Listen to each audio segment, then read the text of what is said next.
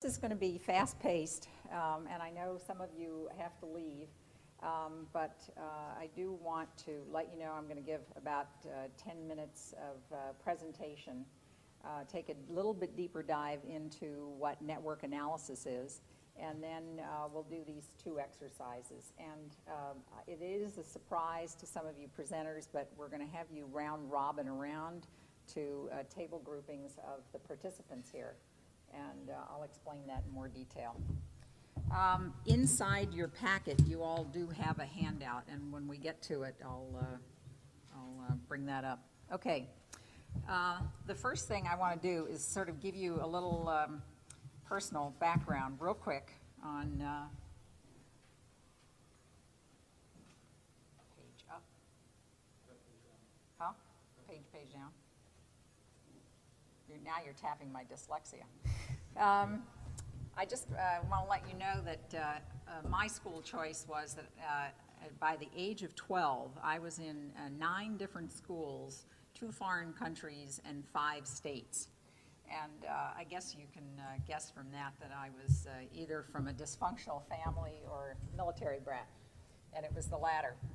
So at around age 7, one of the things that struck me when I was trying to learn the multiplication table was it was taught by this method up here on the left, which was flashcards. And it was just millions of bits of information that were coming to me, and I couldn't make any sense out of it. I mean, it was just, this is torture as a 7-year-old. So that same summer, I was learning to swim in 52-degree water, which was a bit of a motivator. And I also had a math tutor. And that tutor pulled out an old-fashioned roll-up curtain shade, and he put this big matrix on it with the complete multiplication table. And that was an enormous revelation to me, both because it gave me the gestalt, it gave me the total picture. And that's what I needed. And I'm one of these people now that if I don't see the big picture and I can't see the visualization and I can't get the whole rationalization of what's going on, what goes on in my mind is this picture. It's just a jumble of millions of facts. So hopefully in the sequence of what we're doing here, we're going to try to help you synthesize all of the information that's come at you today, which has been enormous. Really, really valuable, but how can we sort of pull it all together?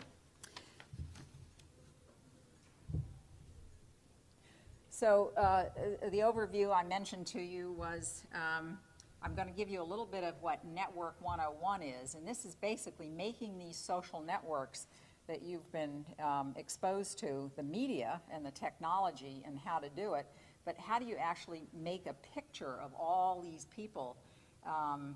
The idea of having mavens, connectors, and salespeople. How can you actually make that network out there and show it up so that you can see where all these people are? We're going to do that through a network drawing exercise, and this is just going to be, think of it as the appetizer. We could actually spend almost 3 hours doing something like that, but we're just going to give you a little taste.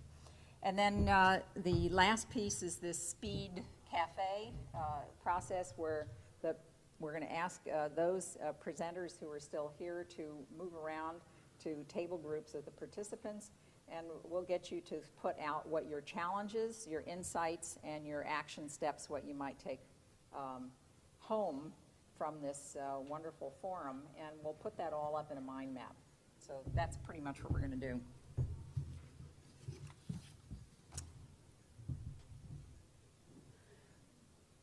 Okay. Didn't know that had been staggered in that way, but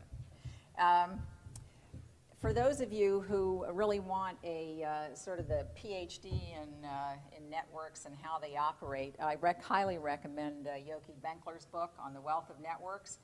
And because you're in the nonprofit sector, Yoki says that that's where all the information, the free information, because so many of you are in think tanks and you generate information, it's coming from you. And that's why you're going to be so important in the 21st century. The other one is Don Tapscott's Wikinomics, and he really talks about the economics of wikis and collaboration and sharing. And the other one is by 2 McKinsey folks, and hopefully they get paid giant bucks to know what they're talking about. And this is on mobilizing minds. And again, it's how can you tap into all these people in your networks to help mobilize your cause. Has anybody in here actually ever done a network analysis? Have you used the technology at all? Okay. So I'll try not to scare you with it. So why do we need network analysis now? Has anyone read or heard about Charlene Lee's book, Groundswell? Okay, that's another one I highly recommend. The big benefits for you in this are that, I mean, clearly the shift, every speaker here has talked about the shift in the external world, what's happening. And Charlene goes into that in her book. Certainly, Gladwell's gone even further now with his latest book called Outliers on the importance of tapping into networks and then how networks tip. But network analysis actually helps you reveal where information flows are between groups of people in the network, which is incredibly powerful. And you'll be able to find the right people in your network in terms of, it was just mentioned here, who are those actors that are going to get things done for you? So the reformers you were talking about, you know, who's that student that got the grant that now is going to be the great proselytizer for you? You'll be able to find them if you use network analysis. And in fact, Jenny and I had been in conversation with a huge religious nonprofit on the West Coast where they wanted to track how their philanthropic, their major philanthropists wanted to track how their philanthropic dollars were actually impacting their cause, and where the people getting the money, the students, then went on to tap into bigger networks and do great things. So it's just amazing how people are using this, this process. Okay, well, some of the presenters had talked about social capital, and this is all in your notes, so I don't have to read it, but you all really build social capital in these networks. And very simply, it is the relationships that the individuals bring, and it's the passions that they bring into the conversations they're having with each other, and that's where the capital gets built.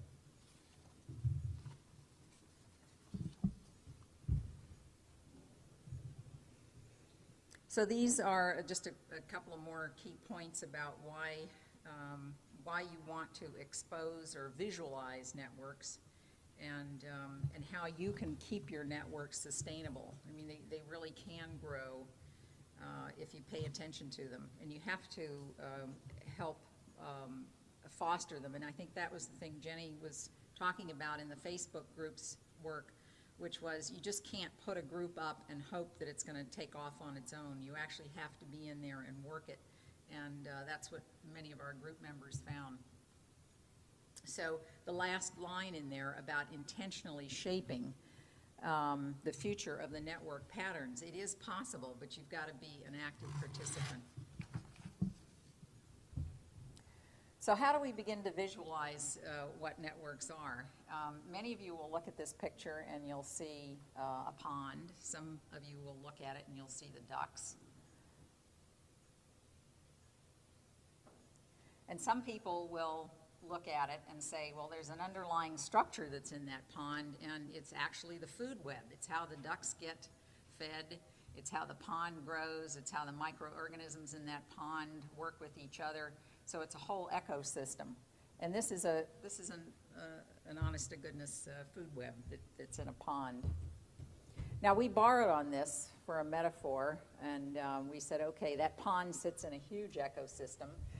So think of all of your different organizations. You sit in a giant collection of other school choice organizations, and then those interact with the larger system of education.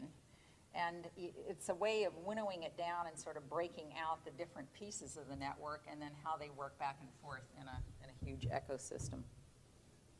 So we took that food web and used it as a metaphor for how your organization might look. And you might have knowledge networks, you've got industry groups, communities of practice. I mean, there are many ways to use this as a model. And value is definitely created in the interactions. So here's another ecosystem model that you could use. And this one we typically use because the central portion here is you in your organization, and that's easy to control because you've got sort of that, you have both that hierarchical mix as well as the network. You start to get out to the next perimeter, and those are people that you work with. These are other organizations you might align with, and you have a little less control there, but you certainly have a high degree of influence because you participate in that dialogue. And then on this outer periphery, you have the least amount of control. But you sure need to understand it because it does have an impact on you. And that's everything from shifting governments to weather conditions. I mean, it's just a whole host of things in that outer circle. But now with the overlay on this is that we've got all this wonderful internet technology and all these different types of networks for people to connect all those three rings in this ecosystem. And those are all the technologies we've talked about. Sorry, there was one more thing I wanted to show you. There is a platform called TouchGraph where you can key in your URL. And Clay Shirky, who is a social media guru at NYU, just wrote the book, Here Comes Everybody. And Clay, one of the great comments that Clay has in that book is that every URL is a latent community, or what Jenny and I prefer to say, a latent network. And this is the Friedman Foundation's network. And any of you can do this. You can go, it's free. You just have to click on the demo tab, which is in the upper top when you go into touchgraph.com. And you can pop this in. And you might even want to try yourself. I mean, if you've got a personal website or a blog, you can put anything in there. And it's fascinating to see what comes up. And then you can certainly go into each one of these individually and blow it up more and see what's going on in that network.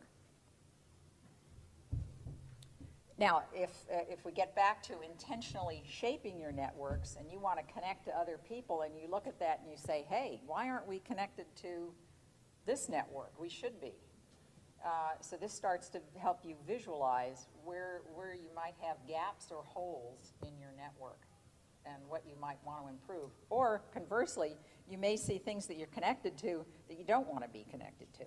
And that's something else to look at as well. What is this showing you, Victoria, when you look at this? What does this tell you? Well, I see, I mean, this is the interpretation, you know, what's going on in here. So we've got Friedman Foundation. This is an interesting one. Why are you connected to Hoovers? Yeah. Oh, it's Hoover Institution. Okay, so there's my Rorschach. Okay, all right. See, I'm a business person at heart, and Hoover's to me is a giant database of every business, and it you know, goes into all their you know, who, what, why, for. This is a good question. You know, what are we seeing here? So what's Milton down here? What is this? This is idea. What is idea? Is that something that Friedman is? I actually can't see it. Okay. That logo Doesn't ring a bell? Part of this is you can look at this and develop at least the beginnings of where, you know, where you're marketing, where is your website and your information on your website, you know, where is it going to in a marketing kind of way, and it can at least inform some of your marketing strategies moving forward too, like you were just describing about intentionally trying to shape your networks. And so maybe if you see somebody you think is a very close friend or ally in an organization, but it's a very small blip in the network, and that means you probably want to try to, you know, somehow reconnect and link up. I mean, that's my you know, off the top of my head interpretation. Yeah, his channel is a website all about Milton Friedman. It's got all his DVDs and free media appearances on it. Okay. So it's a media distribution. Okay. site. So now, I mean, because you're visualizing this, you're saying, well, why do we have that connection? What's important about it? What would I want to make it do better for the future to go along with our strategy of getting the word out? Is it instrumental? What is free to choose? That's probably free to choose media, which they produced Free to Choose documentary with Milton Friedman and his wife Rose back in, I think it was 1980. That discussed why school choice is important, and kind of laid out the case for school choice.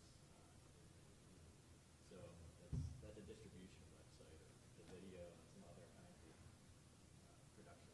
So making an interpretation of what's up here, Kevy, to your point, is this is more just, I mean, this is just a current state, and it's up to the organization to decide and make the interpretation. So there's really not a good or a bad to this, it's just what is right now. And it's how you want it to grow and how you want it to move so that you become the 300-pound gorilla of whatever it is that your mission or your agenda is about.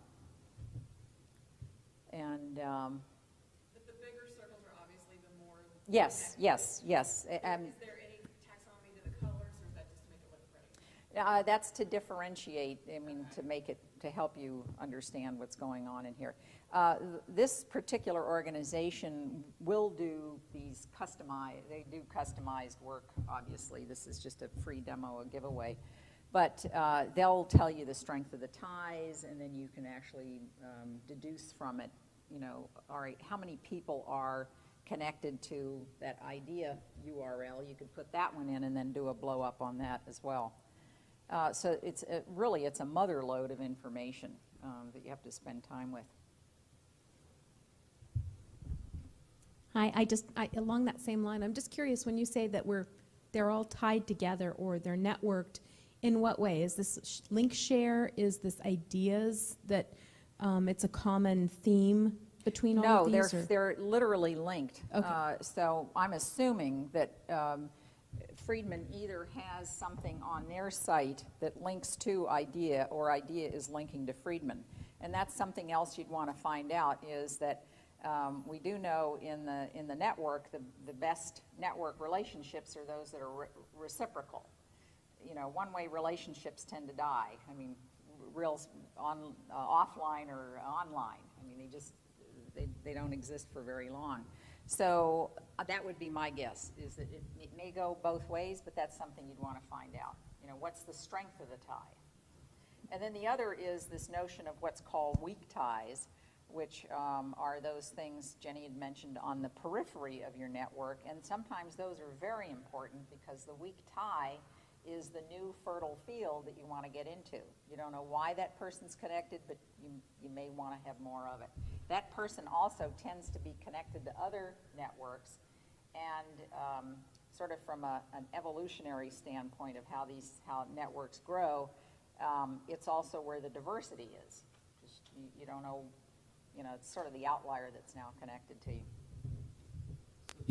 These circles that are going around, the spheres around them, are they the strength of the connectivity to the Friedman Foundation website, or are they just connectivity to everything? You can just sort of count the number of ties that are going in there. Okay. And in this thing, you just know it's by pure number. We don't know strength. And the proximity to the Central Friedman Foundation website doesn't matter. Like the Alliance for School Choice is right next to it, but it's got a much smaller sphere than, say, the Global School Net, which is down in the lower right-hand corner. Yeah, proximity does make a difference when you're looking at networks. I mean, but in this, it does, okay. Yeah. What does that represent? Closeness of the tie. Okay. So these nodes that you get, the ones that start to cluster together have more affinity. Now, what the affinity is, we don't know from looking at this. You'd have to dive in, you know, what the criteria is.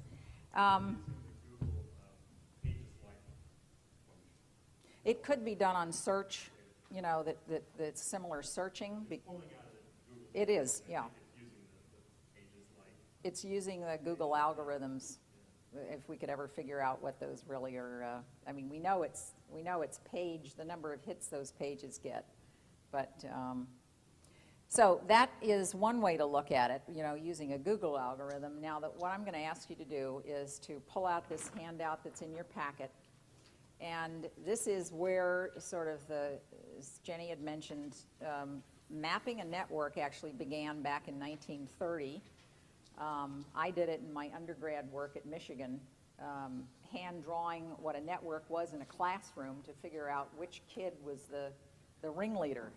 And there was no software, there was no technology. And now that we have software to do it, you can map bigger networks and you can do it a heck of a lot faster.